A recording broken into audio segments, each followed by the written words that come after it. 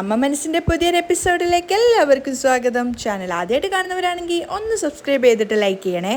അപ്പോൾ മലറിന് മൈലാഞ്ചി ഇട്ട് കൊടുക്കുകയാണ് ചന്ദ്രിക. ആ സമയത്ത് മലർ പറയുന്നുണ്ട്, പാവ അമ്മ പ്രിയ, അവൾക്ക് ആ ചെറിയ വീട്ടിൽ താമസിക്കാൻ പറ്റുന്നില്ല, നമുക്ക് അവൾ ഇങ്ങോട്ടേക്ക് കൂട്ടി വന്നാലോ? അപ്പോൾ ചന്ദ്രികയും പറയുന്നുണ്ട്, ശരി, നാളെ മാഗിയോട് സംസാരിച്ച് നോക്കൂ, പ്രിയയെ അവൾ ഇങ്ങോട്ടേക്ക് വിടുവാണെങ്കിൽ അവൾ ഇവിടെ താമസിച്ചോട്ടെ. അത് കേട്ടപ്പോൾ മലറിന് ഒത്തിരി സന്തോഷമാവുകയാണ്. അതിനുശേഷം ചന്ദ്രിക വീണ്ടും മലറിന് മൈലാഞ്ചി ഇട്ട് കൊടുക്കുകയാണ്.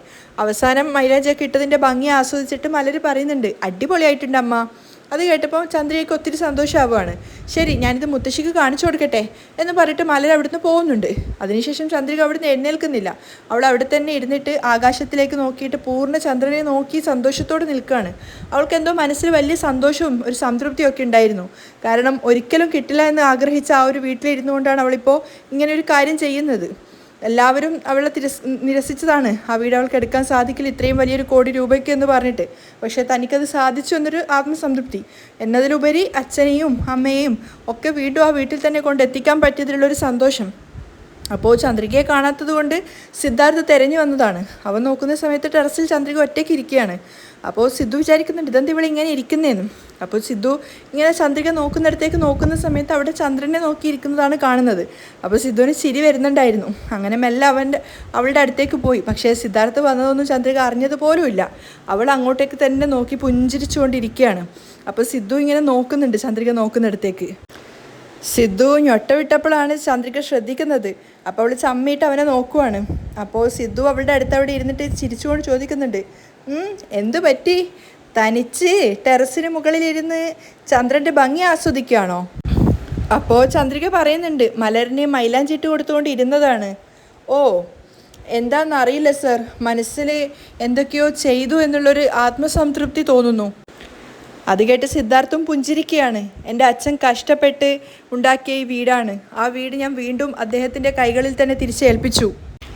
മാത്രമല്ല, ജാനകി അമ്മായിയും അച്ഛനും തമ്മിൽ പിരിഞ്ഞ് ശത്രുക്കളെ പോലെ ആയിരുന്നല്ലോ. അപ്പോൾ അവർ രണ്ടുപേരും ഒന്നിച്ച് ഈ വീട്ടിൽ തന്നെ വീണ്ടും വന്നപ്പോൾ പുറത്ത് പറയാനാവാത്തൊരു സന്തോഷം എൻ്റെ മനസ്സിലുണ്ട് സർ. സിദ്ധാർത്ഥ് ഒന്നും പറയാതെ ചന്ദ്രികയുടെ സന്തോഷത്തിൽ പങ്കുചേർന്നുകൊണ്ട് പുഞ്ചിരിച്ചിരിക്കുകയാണ്. അത് മനസ്സിലായിട്ടെന്നോണം ചന്ദ്രിക പറയുന്നുണ്ട്, എനിക്ക് ഇത്രയധികം സന്തോഷം ഉണ്ടാവാൻ അതിന് ഒരേ ഒരാളാണ് കാരണം. ചന്ദ്രിക ചെറുതായിട്ട് നാണത്തോടെയാണ് പറയുന്നത്. അപ്പോൾ ഒന്നും അറിയാത്തതുപോലെ സിദ്ധു ചോദിക്കുന്നുണ്ട്, ആരാണ് ചന്ദ്രിക? ആരാണെന്ന് നിങ്ങൾക്ക് അറിയാത്തതാണോ സർ? ചന്ദ്രിക കൊഞ്ചിക്കൊണ്ട് ചോദിക്കുകയാണ്. അപ്പോൾ സിദ്ധുവും പറയുന്നുണ്ട്, അറിയാത്തത് കൊണ്ടല്ലേ ചോദിക്കുന്നത്. അപ്പോൾ ചന്ദ്രിക പ്രണയത്തോടെ പറയാണ്, എൻ്റെ കണ്ണുകളിലേക്ക് നോക്ക്, അപ്പോൾ മനസ്സിലാവും. എന്നിട്ട് ചന്ദ്രിക മറ്റെവിടെയോ നോക്കിയിട്ട് നാണത്തോടെ ഇരിക്കുകയാണ്. അപ്പോൾ സിദ്ധു അവളോട് പറയുന്നുണ്ട്, കണ്ണുകളിലേക്ക് നോക്ക് എന്ന് പറഞ്ഞിട്ട് മറ്റെവിടേക്കെങ്കിലും നോക്കിയിരുന്നു കഴിഞ്ഞാൽ എനിക്ക് മനസ്സിലാവുമോ ചന്ദ്രിക? ഇങ്ങോട്ടേക്ക് നോക്ക്. അപ്പോൾ ചന്ദ്രിക കണ്ണുകൾ കൊണ്ട് സിദ്ധാർത്ഥിനെ നോക്കുവാണ്. അവർ പരസ്പരം മിഴികളിലേക്ക് നോക്കിയിരിക്കുകയാണ്. സിദ്ധാർത്ഥ് കണ്ണുകളിലേക്ക് തന്നെ നോക്കുന്നത് കാണുമ്പോൾ ചന്ദ്രികയ്ക്ക് നാണാവുകയാണ്. അവൾ കണ്ണുകൾ താഴ്ത്തിയപ്പോൾ സിദ്ധു ചിരിച്ചുകൊണ്ട് ചോദിക്കുന്നുണ്ട്, ഏയ് ചന്ദ്രിക, ഒരാൾ മാത്രമാണോ എല്ലാത്തിനും കാരണം? അതെ സർ, ഈ ഒരാളുടെ ആത്മവിശ്വാസവും ആത്മധൈര്യവും എനിക്ക് തന്ന എല്ലാ സപ്പോർട്ടുമാണ് ഈ വീട് തിരിച്ചു പിടിക്കാൻ എനിക്ക് വലിയ സഹായമായത്. ഇദ്ദേഹം ഇല്ലായിരുന്നെങ്കിൽ ഒരിക്കലും എനിക്കിതൊന്നും ജീവിതത്തിൽ സാധിക്കില്ലായിരുന്നു. അപ്പോൾ സിദ്ധാർത്ഥ് അതൊക്കെ കേട്ട് സന്തോഷത്തോടു കൂടി പുഞ്ചിരിച്ചിരിക്കുകയാണ്. അപ്പോൾ ചന്ദ്രിക മനസ്സിൽ തട്ടി പറയുന്നുണ്ട്, സർ, ഇത് ഞാൻ മരിക്കുന്നത് വരെ മറക്കില്ല. എൻ്റെ ജീവനുള്ളിടത്തോളം കാലം ഞാൻ സാറിനോട് കിടപ്പെട്ടവളായിരിക്കും. പക്ഷെ അതിനൊന്നും സിദ്ധാർത്ഥ മറുപടിയൊന്നും പറയാതെ പുഞ്ചിരിച്ചുകൊണ്ട് അവളെ തന്നെ നോക്കി നിൽക്കുകയാണ്. ഒരുപാട് സമയം രണ്ടുപേരും അങ്ങനെ ഇരുന്നതിന് ശേഷം സിദ്ധാർത്ഥ് വെറുതെ ഒരു വിഷയം മാറ്റുവാണ്. അല്ല ചന്ദ്രിക, നീ എന്താ മൈലാഞ്ചി ഇടാഞ്ഞത്? ഏയ്, എനിക്ക് മൈലാഞ്ചി ഒന്നും ഇടണ്ട സർ. ചന്ദ്രിക, ഞാൻ വേണമെങ്കിൽ നിനക്ക് മൈലാഞ്ചി ഇട്ട് തരട്ടെ? അപ്പോൾ അവൾ നാണത്തോടെ പറയുന്നുണ്ട്, ഏയ് അതൊന്നും വേണ്ട സർ, സമയം ഒരുപാട് കഴിഞ്ഞു, നമുക്ക് ഉറങ്ങാൻ പോവാം. ഏയ് ഇല്ലില്ല, ഞാനിപ്പോൾ നിനക്ക് നിൻ്റെ കൈകളിൽ മൈലാഞ്ചി ഇട്ട് തരും. സിദ്ധാർത്ഥ് ചന്ദ്രികയുടെ കൈകൾ എടുത്തിട്ട് മൈലാഞ്ചി ഇടാൻ ശ്രമിക്കുകയാണ്. സർ, വേണ്ട സർ, ചന്ദ്രിക വീണ്ടും പറയുന്നുണ്ട്. പക്ഷെ സിദ്ധാർത്ഥ് വീണ്ടും അത് തന്നെ പറഞ്ഞുകൊണ്ടേ ഇരിക്കുകയാണ്. ഞാൻ ഇന്ന് നിൻ്റെ കൈകളിൽ മൈലാഞ്ചി ഇട്ട് തന്നെ തരും. വേണ്ട സർ, ഞാൻ പോവാണ് എന്ന് പറഞ്ഞിട്ട് ചന്ദ്രിക എഴുന്നേറ്റപ്പോഴേക്കും സിദ്ധാർത്ഥ് അവളുടെ കൈകൾ ചേർത്ത് പിടിക്കുകയാണ്. അയ്യോ, ഏയ് ചന്ദ്രിക, എവിടെയാണ് പോകുന്നത്? ഇരിക്ക്, ഞാൻ മൈലാഞ്ചി ഇട്ട് തരാം. ഇല്ല, വേണ്ട സർ, കൈ വിട് സർ. ചന്ദ്രിക, ഞാൻ പറയുന്നത് കേൾക്ക്, വാ ഇരിക്ക്. വേണ്ട സാർ, ചന്ദ്രിക വീണ്ടും വീണ്ടും പറഞ്ഞു നോക്കുവാണ്. ഞാൻ പോയി ഉറങ്ങട്ടെ സാർ. ഇല്ല, നീ ഇരിക്ക് ചന്ദ്രിക. ഞാൻ ഇന്ന് നിൻ്റെ കൈകളിൽ മൈലാഞ്ചി ഇട്ട് തരും, നിർബന്ധമായിട്ടും. മൈലാഞ്ചി ഒന്നും വേണ്ട സാർ. പറഞ്ഞാൽ കേൾക്ക് ചന്ദ്രിക, ഇരിക്കേ എന്ന് പറഞ്ഞിട്ട് അവളുടെ കൈ പിടിച്ച് വീണ്ടും അവൾ അതേപോലെ തന്നെ ഇരുത്തുവാണ്. അവസാനം സിദ്ധാർത്ഥിന് വേണ്ടിയിട്ട് ചന്ദ്രിക ഇരുന്ന് കൊടുക്കുവാണ്. അപ്പോൾ അവൻ മൈലാഞ്ചി എടുത്തിട്ട് ചന്ദ്രികയുടെ കൈകളിലേക്ക് ഇടുവാണ്. അവർ രണ്ടുപേരും പരസ്പരം പ്രണയത്തോടെ നോക്കിക്കൊണ്ടാണ് മൈലാഞ്ചി ഇടുന്നത്. ആ സമയത്ത് ബാക്ക്ഗ്രൗണ്ടിലായിട്ട് ഒരു പ്രണയഗാനം പ്ലേ ചെയ്യുന്നുണ്ടായിരുന്നു. മൈലാഞ്ചി ഇട്ടതിന് ശേഷം രണ്ടുപേരും പ്രണയത്തോടെ ഒന്നിച്ച് ചന്ദ്രനെ നോക്കിക്കൊണ്ട് അവിടെ ഇരിക്കുകയാണ്. അതിനുശേഷം കാണിക്കുന്നത് മേഘയുടെ ഭാഗമാണ്. മേഘക്കൊന്നും കിടന്നിട്ട് ഉറക്കം വരുന്നില്ലായിരുന്നു. തിരിഞ്ഞും മറിഞ്ഞും കിടന്നുകൊണ്ടേ ഇരിക്കുകയാണ്. അങ്ങനെ ഒരു കട്ടിലൊന്നും അല്ലായിരുന്നല്ലോ മേഘ ഇതുവരെ കിടന്നിട്ടുണ്ടായിരുന്നത്. ഇത് വെറും ഒരു കട്ടിൽ മാത്രമേ ഉള്ളൂ, കിടക്ക പോലും ഇല്ല. മേഘക്ക് ആകെ ദേഷ്യം വരികയാണ്. അതിന് പുറമെ ചൂടെടുക്കുന്നുണ്ടായിരുന്നു. അതേസമയം മനോഹരനാണെങ്കിൽ ഒന്നും അറിയാതെ ബോധം കെട്ട പോലെ കൂർക്കം വലിച്ചുറങ്ങുകയാണ്. മുത്തശ്ശിക്കും ഉറക്കമൊന്നും വരുന്നില്ലായിരുന്നു, കൊതുകടിക്കുന്നുണ്ടായിരുന്നു. അപ്പോൾ മനോഹരൻ ഇങ്ങനെ ഉറങ്ങുന്ന കാണുമ്പോൾ അവർക്ക് ദേഷ്യം വരുവാണ്. എന്നിട്ട് മനോഹരനെ വിളിച്ച് എഴുന്നേൽപ്പിക്കാൻ നോക്കുന്നുണ്ട്. അപ്പോൾ മനോഹരൻ ഉറക്കത്തൊക്കെ പിച്ചുമ്പേ പറയാണ്, എന്താ ചേച്ചി എന്നൊക്കെ ചോദിക്കുന്നുണ്ട്. അപ്പോൾ ദേഷ്യത്തോടെ മുത്തശ്ശി പറയുന്നുണ്ട്, കൊതുകടിക്കുന്നത് പോലും അറിയാതെ നന്നായിട്ട് ഉറങ്ങുകയാണ് എരുമ. എടാ എഴുന്നേക്കടാ, എന്താ ചേച്ചി എന്നും പറഞ്ഞുകൊണ്ട് മനോഹരൻ എഴുന്നേക്കുകയാണ്. അയ്യോ, കൊതുകടിച്ചിട്ട് ഉറങ്ങാൻ പറ്റുന്നില്ലടാ. അവരുടെ രണ്ടുപേരുടെ സംസാരം കേട്ടപ്പോൾ മേഘയും ഞെട്ടിയിട്ടുണ്ട്. അപ്പോൾ മുത്തശ്ശി മനോഹരനോട് പറയാണ്, ആ കൊതുക് പാറ്റെടുത്തിട്ട് ഇവിടുത്തെ കൊതുകിനെയൊക്കെ ഒന്ന് കൊല്ലടാ, എനിക്ക് ഉറങ്ങാനേ കഴിയുന്നില്ല. മനോഹരൻ ദേഷ്യത്തിൽ തല ചൊറിയാണ്, കാരണം അയാൾ നല്ല ഉറക്കപ്രാന്തിലാണ് ഉണ്ടായിരുന്നത്. മനോഹരൻ പറയുന്നുണ്ട്, ചേച്ചി എനിക്ക് നന്നായിട്ട് ഉറക്കം വരുന്നുണ്ട്, നിങ്ങൾക്കാണ് ഉറക്കം വരാത്തത്. അവരുടെ സംസാരത്തിനിടയിലേക്ക് മേഘ പോകുന്നില്ല. മേഘ അതൊക്കെ കേട്ടുകൊണ്ട് അവിടെ തന്നെ കിടക്കുകയാണ്. ഉണ്ടാ പോടാ, ബാറ്റ് എടുത്ത് വന്ന് കൊതുകിനെ കൊല്ല്. അയ്യോ, വല്ലാത്തൊരു കഷ്ടം തന്നെ ഈ ചേച്ചിയെ കൊണ്ട്. ബാറ്റ് എടുക്ക്, ബോൾ എടുക്കുക എന്നും പറഞ്ഞിട്ട് ഉറക്കവും കളയും എന്നൊക്കെ പിറുവിർത്തുകൊണ്ട് മനോഹരൻ പോയിട്ട് ബാറ്റ് എടുത്ത് വരികയാണ്. എവിടെയാ കൊതുക്? ഇതാ എനിക്ക് ചുറ്റും ഇങ്ങനെ ബാറ്റ് വീശിക്കൊണ്ടിരിക്കുക, മുത്തശ്ശി പറഞ്ഞു കൊടുക്കുകയാണ്. മനോഹരൻ ഉറക്കത്ത് തന്നെയാണ് ബാറ്റ് വീശിക്കൊണ്ടിരിക്കുന്നത്. മുത്തശ്ശിയാണെങ്കിൽ കിടന്നോട് പറഞ്ഞു കൊടുക്കുന്നുണ്ട് ഇങ്ങനെ, അത് ഇത് ചെയ്യുന്നൊക്കെ. ഞാൻ ചെയ്തോളാം, ചേച്ചി ഉറങ്ങിക്കോ. അങ്ങനെ ഉറക്കത്ത് തന്നെ വീശി വീശി അവസാനം ചേച്ചിയുടെ മൂക്കിനാണ് ബാറ്റ് വീശുന്നത്. മുത്തശ്ശി എഴുന്നേറ്റിട്ട് മനോഹരനെ തട്ടിക്കയറുകയാണ്. അയ്യോ, നിന്നെക്കൊണ്ട് ഞാൻ തോറ്റു എന്നും പറഞ്ഞ് അവനെ ഇട്ടടിക്കുന്നുണ്ട്. ആ സമയത്ത് ഇവരുടെ ശബ്ദം കേട്ട് മേഘ എഴുന്നേൽക്കുകയാണ്. ഇതിനേക്കാളും നല്ലത് കൊതുകടി കൊണ്ട് കിടക്കുകയായിരുന്നു എന്ന് പറഞ്ഞ് ചേച്ചി ഇങ്ങനെ ഓരോന്ന് പുലമ്പിക്കൊണ്ടിരിക്കുകയാണ്. മേഘയാണെങ്കിൽ ഒന്നിലും ഇടപെടാതെ ദേഷ്യത്തോടെ കിടക്കുകയാണ്. ചുരുക്കി പറഞ്ഞാൽ 3 പേർക്ക് ഉറങ്ങാനാവുന്നില്ല.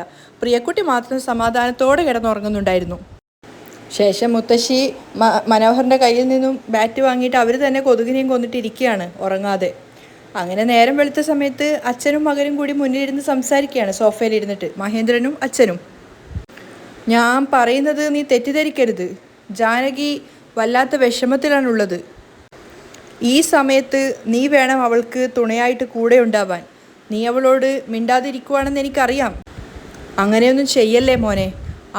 അവളാണെങ്കിൽ നിങ്ങളെയൊന്നും മനസ്സിലാക്കാതെ എന്തൊക്കെയോ തെറ്റായിട്ടാണ് സംസാരിച്ചത്. നീയും തിരിച്ചതുപോലെ പെരുമാറല്ലേ മോനെ.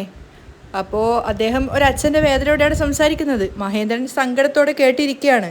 അവസാനം മഹേന്ദ്രൻ പറയുന്നുണ്ട്, ഇല്ല അച്ഛാ, ഞാൻ ജാനകിയോട് മിണ്ടണ്ട എന്ന് കരുതിയിട്ടല്ല. പക്ഷേ അവൾ ചെയ്ത തെറ്റ് എപ്പോഴാണോ അവൾ മനസ്സിലാക്കുന്നത്, അതിനുശേഷം അവൾ എന്നോട് വന്ന് സംസാരിക്കട്ടെ. അതിനുശേഷം തീർച്ചയായിട്ടും ഞാൻ അവളോട് സംസാരിക്കും അച്ഛാ. ജാനകിയോടുള്ള എൻ്റെ സ്നേഹം ഒരിക്കലും കുറയുകയില്ല. പിന്നീട് അദ്ദേഹം കൂടുതലായിട്ടൊന്നും പറയുന്നില്ല. അപ്പോഴേക്കും ചന്ദ്രിക ചായയുമായിട്ട് അങ്ങോട്ടേക്ക് വന്നിട്ടുണ്ടായിരുന്നു. അപ്പോൾ മഹേന്ദ്രൻ അച്ഛനോട് പറയുന്നുണ്ട്, എനിക്ക് ജാനകിയോട് പ്രത്യേകിച്ച് ഒരു ദേഷ്യവും ഇല്ല. മുത്തശ്ശ കോഫി എന്ന് പറഞ്ഞിട്ട് കൊടുക്കുന്ന സമയത്ത് രണ്ടുപേരും അത് വാങ്ങിക്കുകയാണ്. അത് കുടിച്ചിട്ട് സന്തോഷത്തോടെ മുത്തശ്ശൻ പറയുന്നുണ്ട്, ചന്ദ്രികയുടെ കയ്യിൽ നിന്നും കോഫി വാങ്ങി കുടിച്ചിട്ട് എത്ര മാസമായി. ഇതൊക്കെ ദൂരെ നിന്ന് ഒരാൾ കാണുന്നുണ്ടായിരുന്നു, മറ്റാരുമല്ല, വാസുദേവൻ തന്നെ. എന്നാൽ ചന്ദ്രികയോ മഹേന്ദ്രനോ മുത്തശ്ശനോ വാസുവിനെ കണ്ടിട്ടുണ്ടായിരുന്നില്ല. അതുകൊണ്ട് തന്നെ ചന്ദ്രിക മുത്തശ്ശനോട് പറയുന്നുണ്ട്, ദൈവം ഇനി അങ്ങനെ ഒരു അവസ്ഥ നമുക്ക് ഉണ്ടാക്കില്ല മുത്തശ്ശ. ഇനി നമ്മളെല്ലാവരും എപ്പോഴും ഒന്നായിട്ട് തന്നെ ഉണ്ടാവും. ഇനി ആരെക്കൊണ്ടും നമ്മളെ തമ്മിൽ വേർപിരിപ്പിക്കാൻ സാധിക്കില്ല. ചന്ദ്രിക ആത്മവിശ്വാസത്തോടെയും സന്തോഷത്തോടും കൂടിയാണ് പറയുന്നത്. അത് കേട്ടിട്ട് മുത്തശ്ശനും മഹേന്ദ്രനും ഒത്തിരി സന്തോഷമാവുന്നുണ്ട്. അതേസമയം വാസു ചിന്തിക്കുന്നുണ്ട്, ഓ നിങ്ങളൊക്കെ ഇവിടെ എത്തിയോ? എങ്ങനെയെങ്കിലും ഇവരെയൊക്കെ സമാധാനപ്പെടുത്തി വീട്ടിനകത്തേക്ക് പ്രവേശിക്കണം. അങ്ങനെയെങ്കിൽ മാത്രമേ ജാനകിയുടെ ഇൻഷുറൻസിൻ്റെ തുക എനിക്ക് കിട്ടുള്ളൂ. അല്ലെങ്കിൽ ഇത്രയും കാലം അവളുടെ കൂടെ ജീവിച്ചതിന് അർത്ഥമില്ലാതെയാവും.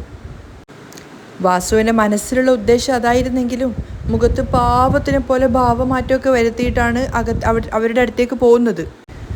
മഹേന്ദ്രനാണ് വാസുവിനെ ആദ്യം കാണുന്നത്. അപ്പോൾ ചന്ദ്രികയോട് പറയുന്നുണ്ട്, ചന്ദ്രിക നീ പറഞ്ഞ് നാവ് വെച്ചില്ല, അതിനു മുൻപ് തമ്മിൽ പിരിക്കാനുള്ള ആൾ വന്നു.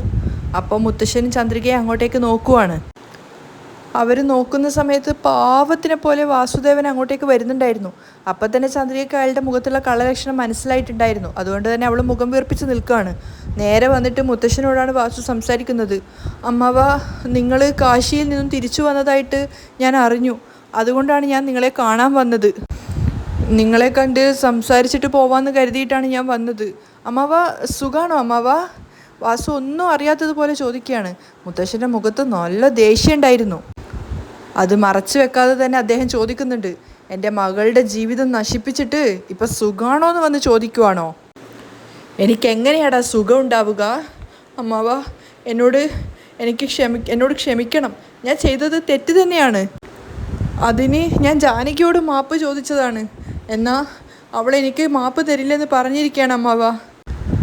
തെറ്റ് ചെയ്തവർക്ക് തിരുത്താൻ ഒരേയൊരു അവസരമെങ്കിലും കൊടുത്തുകൂടെ നിങ്ങൾക്ക്? ചന്ദ്രികയ്ക്ക് അയാളുടെ അഭിനയം കാണുമ്പോൾ ദേഷ്യം വരുന്നുണ്ടായിരുന്നു. അപ്പോൾ വാസു കരയുന്ന പോലെ പറയാണ്, ഞാനിപ്പോൾ നന്നായി അമ്മാവ. മഹേന്ദ്രനും വാസുവിൻ്റെത് അഭിനയമാണെന്ന് അറിയായിരുന്നു. അതുകൊണ്ട് അയാളും മുഖം വീർപ്പിച്ചിട്ട് തന്നെയാണ് നിൽക്കുന്നത്. അപ്പോൾ മുത്തശ്ശനോട് പറയുന്നുണ്ട്, ഇനി അങ്ങോട്ട് മക്കൾക്ക് വേണ്ടിയും ജാനകിക്ക് വേണ്ടിയും മാത്രം ജീവിക്കണമെന്നാണ് എൻ്റെ ആഗ്രഹം അമ്മാവ. വാസുവിൻ്റെ അഭിനയം കാണുന്ന സമയത്ത് ചന്ദ്രിക ചിന്തിക്കുന്നുണ്ട്, കുറച്ച് പോലും നാണക്കേട് പോലും തോന്നാതെ ഇയാൾ എങ്ങനെ ഇങ്ങനെ കള്ളം സംസാരിക്കുന്നത്? ചന്ദ്രികയെ നോക്കിക്കൊണ്ട് വീണ്ടും അഭിനയിച്ചുകൊണ്ട് വാസു അമ്മാവനോട് പറയാണ്, അതായത് മുത്തശ്ശനോട് പറയാണ്, അമ്മാവ, നിങ്ങൾ ജാനകിയോട് സംസാരിച്ചിട്ട് എന്നെയും അവളെയും ഒന്നുകൂടി ഒരുമിപ്പിക്കും അമ്മാവ. മഹേന്ദ്രനും ചന്ദ്രികയ്ക്കും വാസുവിൻ്റെ അഭിനയം കാണുമ്പോൾ ദേഷ്യം വരുന്നുണ്ടായിരുന്നു. അപ്പോൾ വാസു പാവത്തിനെ പോലെ പറയാണ്, ഇനി ഈ വീട്ടിലേക്ക് എന്നോട് വരരുതെന്നാണ് അവൾ പറഞ്ഞിരിക്കുന്നത്. എൻ്റെ ഭാര്യയെയും മക്കളെയും വിട്ടിട്ട് ഞാൻ എവിടെയാണ് പോവേണ്ടത്? നിങ്ങൾ തന്നെ പറയാം അമ്മാവ. കരഞ്ഞുകൊണ്ടാണ് പിന്നീട് വാസു സംസാരിക്കുന്നത്. കള്ളക്കരച്ചിലായിരുന്നു. അപ്പോൾ മഹേന്ദ്രൻ പറയുന്നുണ്ട്, അതൊക്കെ ജ്യോതിയുടെ കൂടെ ചേർന്നിട്ട് ജീവിതം തുടങ്ങുന്നതിന് മുമ്പ് ആലോചിക്കണമായിരുന്നു. എല്ലാ സത്യങ്ങളും ഞങ്ങൾ അറിഞ്ഞതിന് ശേഷം ഇപ്പോൾ വന്ന് ഇങ്ങനെ സംസാരിച്ചത് കൊണ്ട് എന്താ കാര്യം?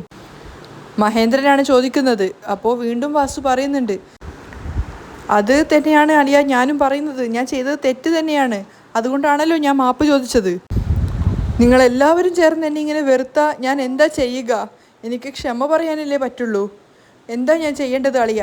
അപ്പം മഹേന്ദ്രൻ പറയുന്നുണ്ട്, നോക്ക്, ഞാനല്ല നിനക്ക് മാപ്പ് തരേണ്ടത്. നിന്നെ ഇനിയും ഈ വീട്ടിൽ കയറ്റണോ വേണ്ടയോ എന്നും അവളുടെ ജീവിതത്തിൽ വേണോ വേണ്ടയോ എന്നും എൻ്റെ സഹോദരി തീരുമാനിക്കും. അത് അവളെ കൊണ്ടേ സാധിക്കുള്ളൂ. വാസു ഒന്നും മിണ്ടാതെ നിൽക്കുവാണ്. നീ ജാനകിയോട് പോയിട്ട് ചോദിക്ക്. അവൾ നിനക്ക് മാപ്പ് തന്ന് അവളുടെ ജീവിതത്തിലേക്ക് നിന്നെ വീണ്ടും സ്വീകരിക്കുകയാണെങ്കിൽ എനിക്ക് യാതൊരു ഒബ്ജക്ഷനും ഇല്ല. മഹേന്ദ്രൻ തൻ്റെ നിലപാട് വ്യക്തമാക്കുവാണ്. അപ്പോൾ മുത്തശ്ശനും വാസുവിനോട് പറയുന്നുണ്ട്, ജാനകി നിനക്ക് മാപ്പ് തന്ന് നിൻ്റെ കൂടെ ജീവിക്കണമെന്ന് ആഗ്രഹിച്ച് ഈ വീട്ടിൽ താമസിച്ചോ എന്നവൾ പറയുകയാണെങ്കിൽ നിനക്ക് തീർച്ചയായിട്ടും ഈ വീട്ടിൽ താമസിക്കാം. വാസു വീണ്ടും പാവത്തിനെ പോലെ നിൽക്കുന്ന സമയത്ത് ചന്ദ്രിക പറയുന്നുണ്ട്, മുത്തശ്ശ, തിരക്ക് കൂട്ടാതെ മുത്തശ്ശ. ആ സമയത്ത് മുത്തശ്ശൻ ചന്ദ്രികയെ നോക്കുവാണ്. വാസു ആണെങ്കിൽ ദേഷ്യത്തിലാണ് ചന്ദ്രികയെ നോക്കുന്നത്. അപ്പോൾ ചന്ദ്രിക വാസുവിനെ നോക്കിക്കൊണ്ട് പറയുന്നുണ്ട്, ഇദ്ദേഹം ഇതൊന്നും മനസ്സിൽ നിന്ന് പറയുന്നത് പോലെ എനിക്ക് തോന്നുന്നില്ല.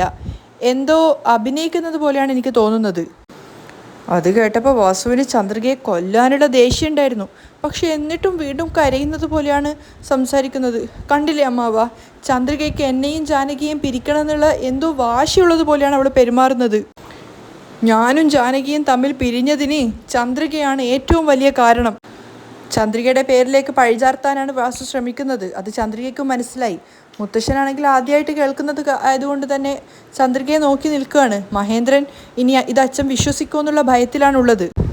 അത് മാത്രമല്ല, ആരതിയുടെ കാര്യം കൂടി പറഞ്ഞാലാണ് ചന്ദ്രികയ്ക്ക് വെല്ലുവിളിയാവുള്ളൂ എന്ന് മനസ്സിലായതുകൊണ്ട് വാസു പറയുന്നുണ്ട്, അതുമാത്രമല്ല അമ്മാവ, ആരതിയുടെ കല്യാണം മുടക്കിയതും ഈ ചന്ദ്രിക തന്നെയാണ്.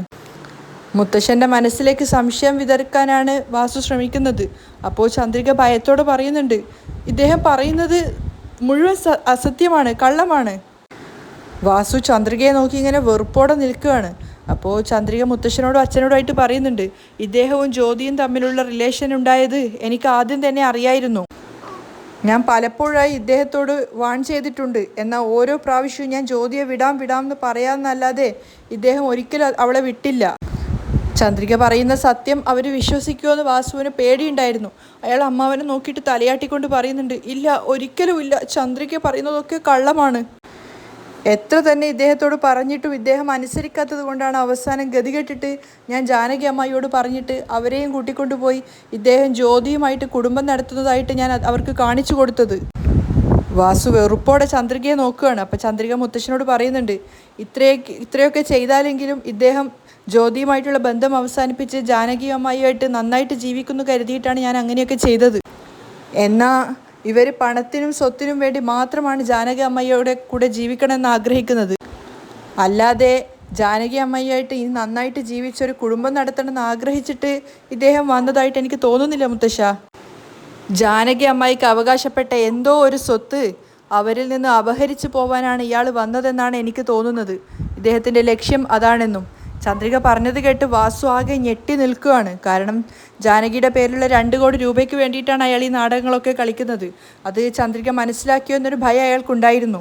അതുപോലെ തന്നെ ചന്ദ്രിക പറഞ്ഞത് കേട്ടപ്പോൾ മുത്തശ്ശനും മഹേന്ദ്രനും ഒക്കെ ഞെട്ടിയിട്ട് വാസുവിനെ നോക്കുവാണ്. അവിടെയാണ് ഇന്നത്തെ എപ്പിസോഡ് വൈൻഡപ്പ് ചെയ്യുന്നത്.